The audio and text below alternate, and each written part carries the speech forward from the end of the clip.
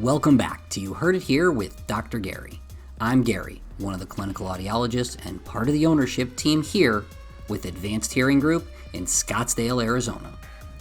This is earwax removal vlog number 62.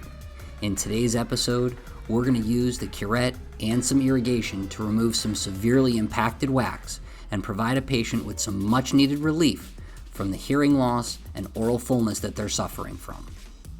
Earwax comes in all different sorts of shapes, sizes, colors, and textures, as you've seen on this channel. Remember, our goal is to educate and entertain. This earwax removal stuff is really here for your entertainment.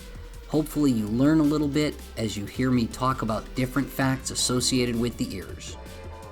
Over the past 8 months or so, we've gained about 800,000 views on this channel. Our goal is 1 million. Please take a moment to like and subscribe and help us get this content in front of more people. As you can see, we're using the curette to take out some large chunks of wax, and then we use some irrigation. Look at how yellow that water is.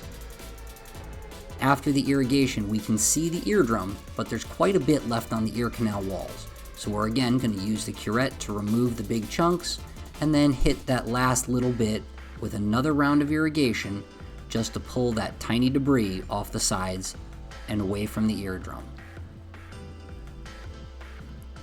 It's crazy how different people have different textures of earwax. This stuff was so soft that it became very difficult to get to stay together.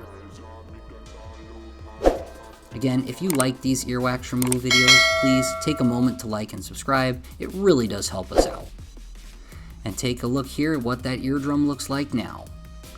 This has been You Heard It Here with Dr. Gary. Thank you for watching. I'll see you in the next video.